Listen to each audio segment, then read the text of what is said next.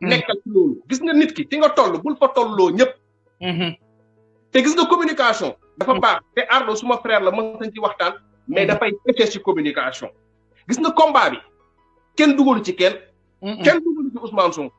Ousmane Sonko daf ci fekk ñenn ñi fekk ci ko ci ku jom ba jàpp ne comme na ma ko waxoon ci Bassirou Diomaye deful assez ci affaire Ndingler bi defal lu raw loolu ku dem ba jàpp ne Ousmane Sonko wàccul assez ci terrain Ousmane Sonko c'est un jeune sénégalais comme man comme yow Tunkara am lu mu woote am ligne bu mu jël boo àndul ak ligne boobu créer beneen ligne bu gën a efficace loolu moom may permettre ma ñëw dugg ci Ousmane Sonko bi ñuy naan Sénégal amul leader foofu nag laa bëggoon tontu peut-être Abdou Karim Gueye avec tout le respect que je lui dois il faut que ñu xoolaat lan mooy leader lan la leader di tekki xam nga luy leader grand leader mooy suba dama bëgg poste de sang yi nekk ci hôpitaux yi fees mu fees dell leader mooy dama woote VAP kenn xamul luy VAP mu ne dem leen ci suuf si ngeen bay ñu xëy jeunes yi dem bay ba bay fu dara nekkul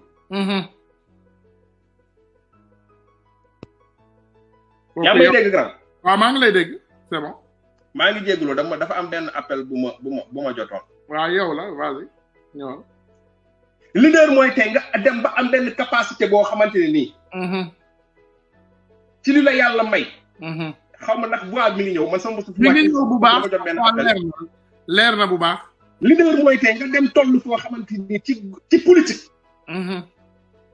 mu am lu ne ci yow loo xamante ni ci kilifa diine rek lañ tàmmoon di ko séntu ci nit ci kilifa diine en tout cas lañ tàmmoon di ko gis mooy ku am capacité jóg ne def leen ñu def joxe leen ñu joxe gis nga loolu boobu boo ko yore bu la ko yàlla dénkee dafa am noo koy téye dafay laaj responsable dafay laaj intelligence sociale gis nga toog naa Ousmane Sonko du xeexkat wax bu yàqu la xeex dafa bëri façon am naa vidéo yi ñu ngi fii Issa j'ai tous les vidéos de Ousmane Sonko dans les marches day génn ne Sénégalais yi génn leen kenn Sénégalais yi bu ñu génn lu mu ci man mais grand ma ñamal la beneen gis nga dafa am benn borom xam-xam bu bindoon les 100 personnalités les plus influentes de l'histoire de l'humanité maanaam ñi gën a am influence ci àddina ba mu sosoo ba tey mu jël yonent Muhammad sallallahu alayhi wasallam teg ko ci kaw bu mu ko tegee ci kaw mu am ko woone ko yow comment ça se fait-il que yonent Muhammad sallallahu alayhi wasallam nga teg ko ci kaw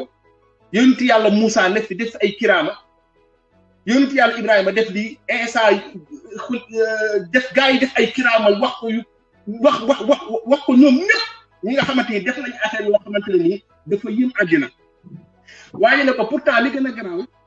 li gën a yéeme le plus grand miracle c'est d'avoir convaincu sans miracle exactement looloo tax ma def ko ci kaw gis nga dinaa la wax benn affaire ak loo ci mënti dégg Ousmane Sonko li muy xeexee baaxul li muy xeexee baax na loo ci mënti dégg Ousmane Sonko 2014 la Pastef sosu loo ci mënti dégg mooy Ousmane Sonko boobu ba tey mi ngi wax dàq nañ ko grand fam doon liggéeyi lan moo tax mu dàq du engagement yam mu créé Pastef jël Pastef ak champ politique bi fekk ci ay parti politique yoo xam def nañ ci ay ati at mu ñëw tey am 6 ans mu nekk ci kanam nga bëgg ko nga bañ ko rajo boo taal télé boo taal c'est l'accent le plus présent lu ñuy xaar ci moom xam nga mooy lan il a un bon programme présenté ko Sénégalais yi ba mu juddoo ba tey mi ngi màgg mi ngi dox mais na muy doxalee politique am ay stratégie nañ nañ ko bàyyi ak moom moo tax sànq bi nga ne Issa 100% Sonko la Abdou Karim ne 100% yàlla la man 100% Sonko la en tout cas 100% Sonko la xamul tax 100% Sonko Sonko war na ma loo xamante nii tey tànk bu mu teg ma teg lu mu wax ma ne ko gongo parce que daf ma ko wan jiima ko nekkal ma ci naaj ma nekkal ko ci ker gi parce que gis nga histoire bi ñuy wax que ne Ousmane Sonko par exemple wàccul ci terrain xeexul di Ablaye Wade waaye Ousmane Sonko en 6 ans def na lu Ablaye Wade deful en 26 ans opposé noo xam kenn musu ko opposé wane na façon nga opposé wane na façon nga militantisme réconcilier na jeunesse bi ak politique bi nga xam dañ leen dépolitiser woon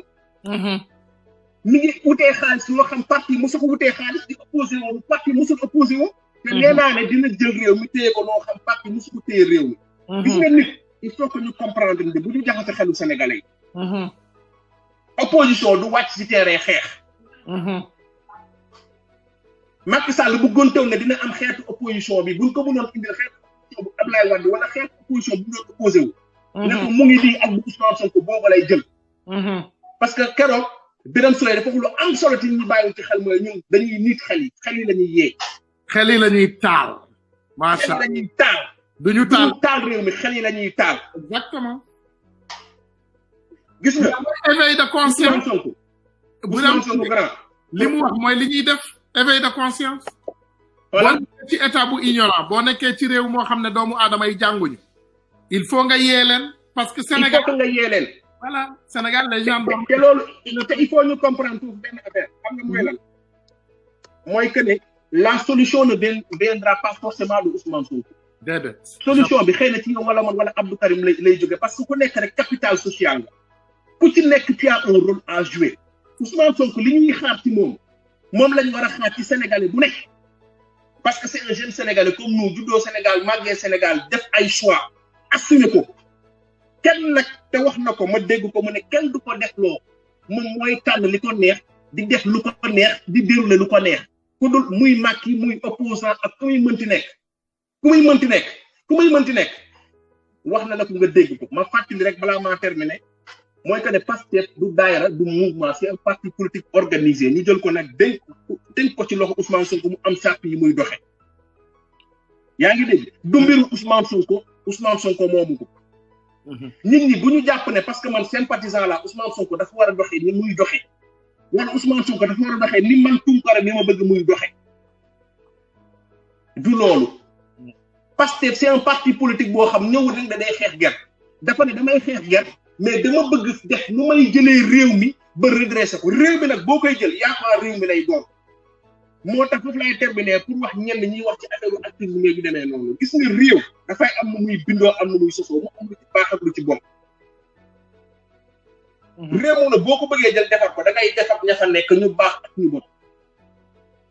parce que nag Pastef bu waree tey naam bu waree falu xobu kuy baax ak xobi ku bon xobi kuy saaga ak ku dul saaga xobi ku gëm ak ku gëmul ñoo koy fal mais Pastef am na sañ-sañ ne man fii laa teg sama doxalin. mais doxalin boobu du tee ñun patriotes yi aussi ñu am modestie bu toll nii bu ñu saaga nit ci pas-pasam ba pare bu ko indi ci Pastef. bu ñu saaga nit ci gëm-gëmam bëgg ko indi ci Pastef. Pastef ci Sénégal la ku ne ngay fekk ci biir. ku nekk am na droit critiquer mais critiquer bu fondé maanaam tey ku àndul ak Sonko am nga ci droit nga wax li nga xam ne moom moo nekk ci yow mais na fondé wu si c'est fondé. Abdou Karim mi ngi ñëw sax heureusement mi ngi nii di dugg si waat nga jéggal waaw sama solo bi nag dafa daw man mii déggatuma la bu baax moo tax j'ai du mal. dégguloo ma. déggatuma la bu baax en fait j'ai du mal. xaaral yaa may dégg. mais de toute façon man dama lay bàyyi sax sa invité nga kon ne xaw ma Abdou Karim. mi ngi may dégg xaaral bul dem xaaral Karim yaa ngi dégg. waaw léegi man léegi laa dugg nag mais maa ngi dégg. yaa ngi dégg Issa. maa ngi koy dégg léegi nii. Issa laaj ko question boobu rek ñu bàyyi ko mu tontu. waaw léegi Abdou Karim man maa ngi lay ziar quoi. Abdou Karim man su ma li ma jàpp mooy kenn naa tablewul taxawaay bi nga am ci engagement politique Ousmane Sonko wane nga ko du lu ñuy naa table. doo militant sympathisant nga mais sympathisant bu am taxawaay. bu am doole sax. bu mat sëkk. léegi nag Abdou Karim est-ce que souvent yow dooy confondre activiste bi nga nekk am benn combat bay mën a tënk ko ci benn mouvement bu tuddi nitu dëgg. am style booy xeexee nitu dëgg valeur. am façon booy xeexee am façon booy gisee est-ce que souvent doo ko confondre aussi ak Ousmane Sonko en tant que leader politique boo xamante ni ay moromam ñoo créé parti teg ko mu dénk moomu ko teg ko ci loxoom ne ko parti bi nii lañu ko bindee nii lañu bëgg muy doxee. est-ce que souvent aussi quelque part du ngeen di woo ci Ousmane Sonko ci ay combat yoo xamante ne ni ça a rien à voir ak moom tëralinu parti ba ak stratégie politique bi mu teg pour récupérer Sénégal pas juste dénoncer pas juste casse wala pas juste wàcc mais c'est une stratégie pour récupérer le Sénégal pour mettre ko sur les rails du développement est-ce que souvent aussi combat bi duy laaj benn intelligence sociale boo xamante ne ni dafay laaj souvent ñu bañ a demee xol rek mais ñuy demee xel. voilà léegi ñu may Karim mu tontu Karim bismillah. waaw mon frère di nga wax dégg naa ko quoi c'est question bi. Issa Karim Issa Diène Karim Abdou Karim. maa lay ziar bu baax a baax. mais xam nga dafa am loo xamante ni il faut ñu comprendre ko quoi que ñun en tant qu'activiste suñu devoir la ñun suñu devoir mooy éveiller conscience yi mooy yee mooy nekk sentinelle de la démocratie mooy taxawaay boo xam ne dañuy équidistant entre pouvoir ak opposition. très rarement ngay gis sax ay activistes di jël position taxaw naan man yii moom a doy kii laa àndal loolu dafa raar moom ñun def nañ ko quoi parce que tamit dañu gis lu ko jar moo tax ñu def ko quoi mais problème mooy dafa am loo xam ne il faut ñu comprendre ko quoi mooy réew mi instant yi dafa toll foo xam ni Sénégal moo toll ci guuta toll ci jafe-jafe yoo xamante ni ñun dañu bëgg lu libérer Sénégal te li libérer Sénégal instant yi bu dee pertinence rek ak xam-xam loolu kenn mënu ci critiquer Pastef xam nañ ni Ousmane Sonko parti politique la boo xamante ne nii ay nit dañ ko créé am seen leader teg ko ci loolu ñëpp xam nañ ko mais dañ ne man dama ne instant yi fi Sénégal toll nii ku ne yow da nga aspiré nekk président Sénégal ku ne yow da nga ñëw pour opposer wu ku jéggi jàkkaarloo li fi nekk dara defee nekkatu lu dul banditisme Sénégal banditisme moo fi nekk banditisme bi fi Macky Sall nekk di def nag daa am lu koy dindi quoi du ay costume yu rafet moom laa sama copain ñoom Bassirou Diomaye Faye ak ñoom Birame Souleye may leen seen costume yu rafet na trop vous êtes très pertinent mais ñi ngeen ko séqal ñi ngeen ko séqal xamuñu loolu xamuñu li ngeen di def Macky Sall négociation ak gars yi intellectuel bi ñuy jëm a ñoddi ak Macky Sall xamul loolu bu dee foofu la ko gars yi ndarakal Macky Sall dina li gën a bon nag bi gën a ñaaw xam nga mooy lan Issa Macky Sall dina jàpp Ousmane Sonko ci jàpp boo xam ne dina ko tëj boo xamante ni boobooy gën a ñaaw parce que boobu day fekk Ousmane Sonko doon bañ a génn ci mbedd mi quoi ñu naan kenn du ko laal ñu naan non kenn du ko laal Sonko pour jege non parce que moom moo fi nekk koo xamante ne nii moom mooy le seul kii instant yi Macky Sall moom rek la bëgg a jàpp moom la kii moo tax lii moo tax da nii Macky Sall mënul dara Sonko mënu ko laal xam nga Macky Sall tapet la Karim il faut nga comprendre c'est que man Karim man dama yaakaaroon xam nga Ousmane Sonko mais dama yaakaar ne da nga xaw a xeeb peut-être ko laal da nga xaw a xeeb Pastef da nga xaw a xeeb Ousmane Sonko booy wax booy je sais pas j'ai l'impression que ay ko mu yeggal voilà baa ma ñëw man xew ma Ousmane Sonko xalaat ma ko xeeb ci àdduna man xew ma kenn yàlla xam na ko man li muy wax nii dama ko wax loo xam ne lu ma gëm la xam nga man la lay bañ am na sama xol te du ma ko wax quoi dama ni man Abdou Karim Gueye dama ni man waaw dama ni Sénégalais yi ñuy xas nañ leen bàyyi Sénégal dañoo nangook Sénégal amuñu fit ak nañ ko bàyyi te ñu wax leader yi nga xamante ni ñoom la Sénégalais yi topp nga xam bu ñu cliqué droit ne jug leen bàyyi ji ñëpp jugi bàyyi bu ñu cliqué droit ne dañoo soxla fond cagnotte léegi mat 150 millions léegi concrètement lan nga bëgg Ousmane Sonko def Karim concrètement tey Ousmane Sonko lan nga bëgg mu def lu weesu li muy def nii lan comme nee ma lii c'est-à-dire voilà waaw léegi dañuy waxtaan quoi bu mu ne nekk waaw dañuy waxtaan quoi man li ma gëm man bi ñuy voté loi wu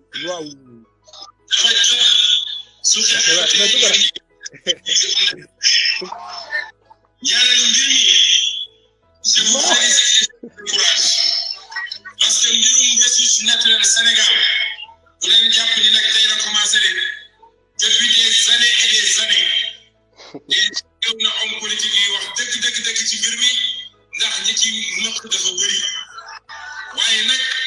dafa fekk jamono dox na ba mais Tounkara doom bàyyi ma eggali rek moo wax waaw bismillah Issa dama ko bëggoon expliquer ne ko maag moom ñoo bokk lu ñuy xeex waaw maag ñoom ñoo bokk camp ñoo far mais dama ni actuellement tous les leaders politiques du Sénégal dañu delloo avance ñëpp a delloo avance ñëpp te dëgg neexul quoi actuellement Sénégalais li ñuy dund nii réew mu nekk dafa am ay leaders yoo xam ne ñoo leen ci mën a génne quoi ñu jàpp nit ñi teg leen ci condition yoo xamante ni fajuwuñu jànguñu wéruñu mënuñu dem seen kër yi normal mënuñu liggéey bu normal amuñu lu ñu lekk seen leader rek lañ yaakaar te seen leader ñoo war a jël ay position xam nga la mooy leader mooy koo xam day jël ay sañ-sañ di def ay di indi déclic waxuñu kenn mu taxaw fenn Trump bi kii di wax nii bi grand bi di wax nii Trump la moo tax ñu tëj compte Twitter am lu tax ñu tëj ko parce que ay waxu daf lay wax dafa bëgg a tànn dafay saboter mais Karim li nga wax fi yëpp Sonko mi ngi koy def li nga wax fi yëpp Sonko mi ngi koy def non so yow foo nekk yow fan nga ne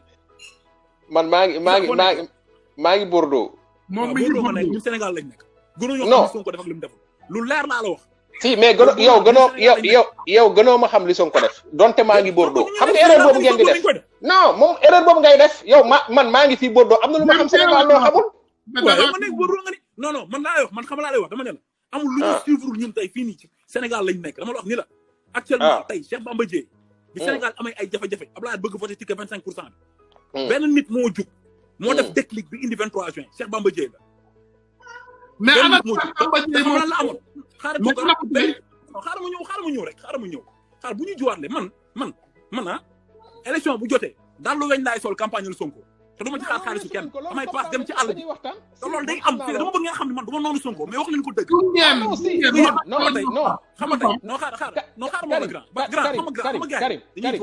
Karim la question mooy concrètement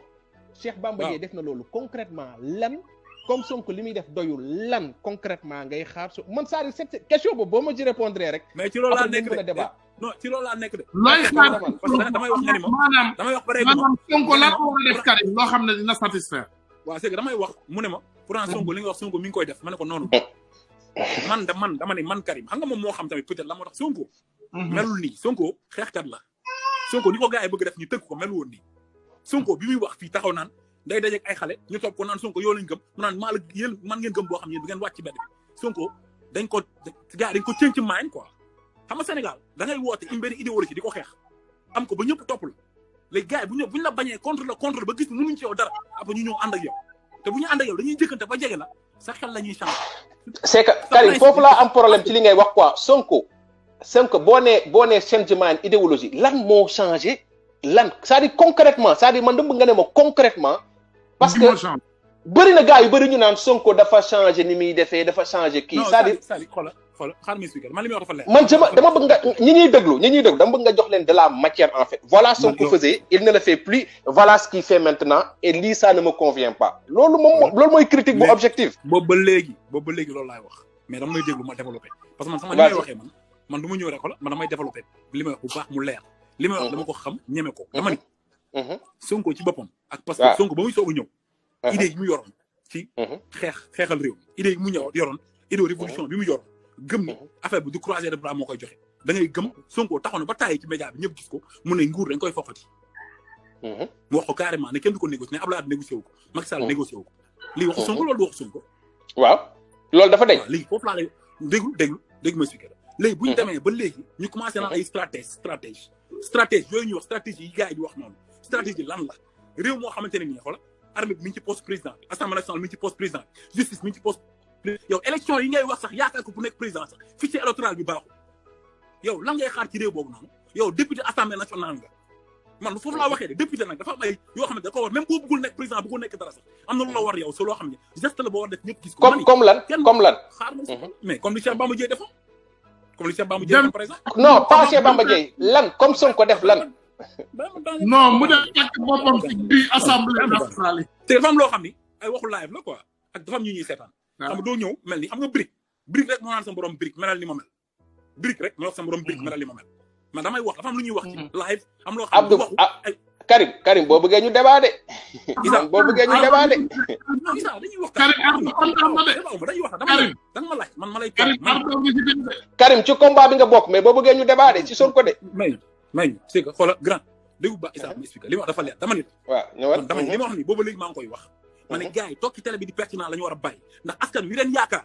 ba gëm ni ñoom mën nañ nekk président askan woowu lañ nekk di noot di sàcc seen pétrole di leen toroxal di leen dóor ku dégg bëccëg ñuy wàcc di dox ay kilomètres pour ñibbi seen i kër fajuwuñu lekkuñu naanuñu amuñu jàmm léegi yaakaar boobu leen askan wi yaakaar ba tax bu ñëwee jug leen bay ñëpp jug bay bu ñëwee ko di leen xaalis ñëpp def ko na tax ñoom ñu jugal askan wi nag taxawal askan wi waaw léegi Karim li ngay fàtte mooy avant bëgg ma yàggali ko nag ci débat bi li nga bëgg yow li nga bëgg sax ma wax ko fii nii ci live bi mënu ma ko man dinaa ko yàggali man xam nga lan la gis nga waajooju ngay wax avant mu naan jóg leen bay jóg leen nii da doon wax bañ dàq ko non yow comprendre li ma wax non maa ngi ñëw non comprendre naa ba li ngay maa ngi ñëw c'est-à-dire yow li nga bëgg a wax Karim xam nga Karim li nga bëgg a wax mooy Sénégal toll na foo xam ci souffrance foo xamante ne nii un leader comme Ousmane Sonko 2 minutes mu may la 2 ngeen may voilà Sénégal li nga bëgg a wax mooy Sénégal toll na foo xamante un leader comme si souffrance un leader comme Ousmane Sonko il ne peut plus se permettre d'avoir un certain comportement il doit appeler les troupes et aller au front man su ma la déggee loolu ngay expliquer la nag léegi xoolal xam nga gars yi actuellement soo waxee xam lu ñu la wax ne la man j'insiste pas waxuma Ousmane Sonko mu woote wala mu def ay joxe ay mot d'ordre wala affaire yooyu après gars yi takkal ko xam nga jàpp ko après ñu ti déedéet waxuma loolu waxuma mu sacrifice waxuma loolu man xam nga laa gëm man dama gëm ni moom capacité d'indignation bi nga xam ne moom la Sénégal war a am ci moom la war a jiitoo moom am lu mu waxul am lu mu dévoilé lu bëri ñi xam wax na ko comme Clédor Sène li muy wax Sonko am lu mu xeexul am lu mu ñëpp xam nañ ko sacrifice yi mu jël yëpp xam nañ ko moo tax ñu ànd ak moom tey ñun ñi di wax yow moo tax ñu ànd ak moom te tey fi mu toll nii fu mu deewee fu mu pikiroo ñu naan fa comprimé mais dama lu wax maanaam tey dafa am loo xamante ne nii léegi loolu dafa doy débat wu télé ak wax yi moo doy xam nga fu ñu toll Macky Sall dafa jaay doole askan bi jaay doole opposition bi jaay doole sénégalais yi jël sëriñ si def leen ci poosam jël justice bi def leen ci poosam jël armée bi def leen ci poosam léegi peuple bi dafa am lu déclic bu leen tax a jóg déclic bu da ngay toog sa kër naan non jóg leen nañ leen daje fi déedéet assemblée nationale ngay dem nga def fa loo xamante ne nii ñëpp la fay fekk léegi Karim may ma 2 minutes rek dañuy waxtaan may ma 2 minutes léegi comme da nga bëggoon ñu débat ñu xaw a débat tuuti quoi waaw gis nga Karim booy ñëwee di mener un combat dans ci benn société boo xam dafa mel ni bu Sénégal da ngay xam société bi ngay xeexal kan la il faut nga maîtriser la société sénégalaise il faut nga maîtriser ñu la sociologie sénégalaise en fait gis nga ci laay ñëw gis nga ni nga koy expliquer nii c'est trop facile mais gis nga il faut nga comprendre que ne xamul tax ci man gis nga Sénégal dafa am lu ñuy wax ay représentation sociale yoo xam ne dafay peser lourd gis nga ni nga ko waxee nii yóbbu na trop de et Sénégal dafa am lu ko tënk loo xamante ne nii weesu na politique Sénégal dafa nekk dëkk boo xamante ne nii damay dégg sax yenn gars yi naan ay classe ay kii Sénégal du classe Sénégal ay communauté la soit c'est des communautés religieuses wala ay communautés culturelles est-ce que comprendre nga gis nga Ousmane Sonko lu mu am doole lu mu am sañ-sañ am na ay situation yoo xam bu amee Sénégal moom il va perdre le fil parce que Sénégal moo bindoo noonu xaaral rek ma ñëw gis nga Sénégal dëkk la boo xamante ni dafa am lu ñuy woowee la kilifaisation le Sénégal c'est une société boo xam dañ ko kilifaiser gis nga loolu nag mun nga ko nangu comme mun nga ko ñànk nangu gis nga nit ki dafa am li ngay bañ li ngay xeex ak li fi nekk il faut que ngay jël ay compte li ngay bañ li ngay xeex ak li fi nekk comprendre nga loolu boo déggee ñi naan stratégie du naxante stratégie mooy Sénégal bii ma bëgg a changer fan laay jaar ba changer ko dafa am ay obstacle yoo xamante ni dafa am suñu société moo bindoo noonu xam nga comme moom mooy lan Ousmane Sonko tey am na nu mu doon woowee tey lu mu am mbooloo jeunesse bi lu mu am mbooloo jeunesse bi jeunesse boobu lu mu am doole boo ñëwee ci dëkk bu Sénégal am na benn kàddu boo xam moo ëpp doole jeunesse boobu yëpp Sénégal noonu la bindoo comprendre nga mu ñu nekk ci dëkk boo xamante ne nii nee nga Macky Sall dafa dugal kii ci poosam dugal média yi ci poosam ñu nekk ci benn société de communication boo xam dafa doy waar trop Ousmane Sonko a compris que dafa war a def ndànk dafa nekk di xeex ak ñoo xamante ni lu ñu woowee système xam nga système bi weesu na Macky Sall xam nga système bi gars yi dañuy naan c'est une mafia politico-religieuse et d'hommes d'affaires est-ce que comprendre nga yow nga njëkkee ne Macky Sall dafa maîtriser secteur yi bëri ci société bi donc Ousmane Sonko bu sooboo mooy day xaru Sénégal Ousmane Sonko li muy togg ku am seetlu ku am taxaw seetlu ku am di suivre Ousmane Sonko depuis 2014 beneen moment nga doon wax Ousmane Sonko mu jóg def muy def nii ba mu des tey Ousmane Sonko obstacle yi waaw parce que obstacle yi gënoon a diis muy surtout obstacle religieux bi nga xamante ne nii ak lu politicien am doole boo nee waaw ñoom ñu ne déet Sénégal day taxaw parce que Sénégal fa la toll tey Ousmane Sonko réussir na ak Pastef commencé dugg ci xolu ñëpp commencé di yegg foo xamante ne nii y a des années derrière yegguñu fa woon Ousmane Sonko commencé am benn attitude boo xamante ne nii au-delà de l'aspect syndicaliste bi nga xamante ni ci loolu la commencé au-delà de l'aspect politicien bi nga engagé bi nga xamante dafay dénoncer il a compris que il faut mu yegg ci beneen dimension boo xamante ni dafay réconcilier tous les Sénégalais il faut mu yegg ci benn dimension boo xamante Abdou Karim Gueye day gis boppam ci moom en tant que un jeune buy révolutionnaire noonu la benn xalif généralu tel gox di gisee boppam ci moom noonu la évêque bi di gisee boppam ci moom noonu la imam bi di gisee boppam ci moom noonu la sama yaay mi nga xam jàngul xamul day dégg Ousmane Sonko ñu naan ay xaleem ñooy saaga ci réseau ci xamul ni muy xew Ousmane Sonko dafa war a benn image boo xam ne dafay réconcilier les Sénégalais Et ça, il le fait, attends, je m'explique là. Il le fait au nom du combat, il le fait au nom du projet. Parce que les Sénégalais, kenn du leen forcer dara. Sénégal bu Ousmane Sonko bëgg a jiite mooy chaque jour ma wax ko mooy Sénégalu pël bi ak Joola beeg séeréer bi mooy Sénégalu Murit beeg Tijaan beeg Layen bi mooy Sénégalu Pawlish ak Ouzin Keita mooy Sénégalu Siteu ak Balla Gaye mooy Sénégalu mooy Sénégalu Abdou Karim Gueye ak Ardo Ñing ku ci nekk dafa am loo gëm am looy dund te même boo duggee ci programme Ousmane Sonko beddiwul kenn Ousmane Sonko c'est un révolutionnaire parce que ma révolution dafay bëri ay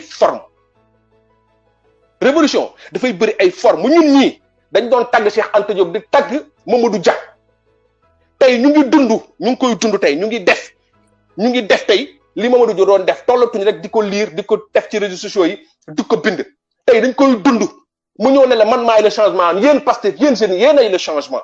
mu ñëw ne leen léegi parti politique bu ngeen nangooti kenn mu jël xaalisam topp leen ngeen topp ci gannaawam mu gàddu seen avenir c'est-à-dire gis nga li ngay wax noonu gis nga lu ëpp solo xoolal gis nga loolu moo gën a diis fop benn marche bu def 100 000 personnes à la place de l'Obélisque parce que xam nga loolu ma tëjee foofu en 2 secondes xamul tax loolu mu garaaw parce que loolu mi ngi ci xel yi man Ousmane Sonko bu fi jóge woon tey damay perpétuer combat bi c'est-à-dire Ousmane Sonko li mu def xoolal gis nga cette masse critique là bi muy wax ñi di ko dégg bés bu ñu demee ba defar ko dina si bu Fall woo ma fii Issa bés boo demee ba am masse critique boobu noonu jàmbaar xoolal bu boobaa yow sa bopp sa coono jeex bu boobaa yow sa bopp dootoo dem jeel mais dégg naa la mais non c'est-à-dire Ousmane Sonko mën na faral sax ñu ko nit dem jeel parce que li fi nekk su fekkee ne nekk dañuy dem jeel parce que bu dee moom jeel la ngeen man li fi nekk waxin la rek ñun dañu ko ne dem jeel c'est-à-dire jeel taxu ñoo jukk ñun li fi nekk la ñuy xeex rek waxin la rek mais léegi xamuñu ma wax la quoi ma wax benn affaire ñu bañ a guddal sax yenn xëccoowuñ dara mais ñu leeral seen nga xam ñi ngi seetaan pour leeral leen quoi lii dafa am solo ci waxtaan gis nga li ñuy def nii dafa am solo mooy ñaari opinion voilà mais grand xam ñun tey ñun ñëpp ñoo bokk li ñuy ñooti ñun ñëpp exactement ñun ñëpp ñoo bokk fi ñu jëm ñoo bokk li ñuy xeex effectivement dëgg la bu ñu amee ci même daa bi lañ koy sax yàgg na waaw léegi dafa am loo xam il faut mu leer ci bopp Sénégal yëpp xam ko ñu xam ko mu leer quoi mooy man li ma wax man sama position li ma wax ni man dama gëm yow li ngay wax xam nga yow li ngay expliqué fii ci Ousmane Sonko Pastef bi yëpp saa loolu dama ko naan moom la ñuy naanee café li ngay wax li ci Pastef ay non xam nga dafa ñëw ne lii dafa loolu dañ koy naanee café dama nga xool samay live il y a 3 ans wala 2 ans ci ginnaaw samay live nga xool ñun loolu dañ koy c'est-à-dire loolu dañ ko wax xamal ko nit ñi ba loolu dépassé nañ ko non dépassé wuñ ko de dépassé woo ko de loolu mooy combat bi en réalité leneen du combat bi waaw ba ci demal bi nga wax dama doon déglu dama ni demal li nga wax ni c'est-à-dire ñun dépassé nañ loolu bu ñu waxtaanee bu dama ne la ñun dépassé nañ niveau boobu noonu que lii moo am ay parti politique boo xam dafa ñëw ak Sénégal ni parti politique formé woo nga xam Sénégal ñëpp xam nañ politique Sénégal ni mu mel da ngay ñëw dem nekk ci pouvoir bi sàcc ba doyal ñëw créer si yëfu bopp après toog di jël xaalis bi di ko joxaat nit ñi ak pour récupérer waat ko ay parti politique boo xam nit ñi day ñëw bokk ci pour am lu ñu dundee yooyu contraire loolu lañ gis moo tax ñu topp Pastef quoi moo tax ñu topp Ousmane Sonko révolution lan mooy révolution rupture totale la laaj ci lépp nag yow doone ma révolution da nga koy indi politiquement te Sénégal fii socio-culturel wala côté religieux wala ni ñuy dundee yow mënoo indi révolution stratégiquement si biir loolu noonu révolution processus la de du rupture de processus la Karim tey amul ku xamul xoolal Sénégal amul ku xamul Ousmane Sonko Sénégal yi li ñuy dund nii li xam ak xam ah mais bro da nga may déglu tamit man dama la déglu sànq quoi waa demal man am naa ko comprendre ci seen waxtaan yéen ñaar après dinaa joxe sama opinion waaw Sénégalais waaw Sénégalais li ñuy dund nii Sénégalais li ñuy dund nii man dama ne nañ bàyyi di wax Sénégalais dañoo ragal parce que réew bu nekk ay leader ñoo koy déclenché déclic leader moo koy indi li tax Sénégalais yi jóg foog ñu gis kilifa bu jël responsabilité jóg kilifa bu jël responsabilité jóg benn Sénégalais du jóg léegi nag ay ba mu waxee ay waxu ay sëriñ ay kilifa diina ay kii ñun xam nañ li fi nekk quoi dañuy raayante ndik mais fii sëriñ si ñun ñëpp xam nañ ni mu demee quoi comprendre nga léegi nag man dama wax ba ne politiquement Ousmane Sonko xam nañ ni du moroomu ñii ci wàllu xel ci wàllu xam-xam ci wàllu gëm réew patriotisme mais dafa am doxal boo xam ne moo si des te doxal bi mooy réew mi Sénégalais yi dañoo sonn waaw kuy xaar sénégalais yi jug tey kuy xaar sénégalais yi jug te yow fas yéene woo jiitu ci kanam kon sénégalais ni ñuy jugee. waaw mais nan la ñuy jugee. waaw léegi Issa may leen ma yéen. xool non xaaral ma daaneel rek damay daaneel rek. damay daaneel rek man Abdou Karim man. dama ne nii ngeen di doxalee man ànduma ci. pouvoir bi ngeen am su ma ko amoon Macky Sall du nelaw. billahi wallahi wa rabbul kaaba. pouvoir bi Karim yow mouvement nga yor ñun parti politique lañ yor. après di nga wax quoi après di nga wax quoi. après di nga wax billahi wallahi. pouvoir bi ngeen am tey ki déclenché 23 juin amu ko woon. dama bëgg ngeen comprendre loolu quoi ngeen xam ko instant yi da ngeen nekk di dellu ginnaaw di tafu ci miir bi di daw ba dugg ci duusi tëju parce que da ngeen jàpp ni leader bi kii nii kenn waru ko laal warul. mais concrètement Abdou lan mooy firndeel li ngay wax non mais c'est trop facile non parce que depuis début live bi da ngay mais ça concrètement non tey non Karim du ma la bàyyi nga naan non du ma la bàyyi nga naan Pastef dafa dellu gannaaw loolu du ci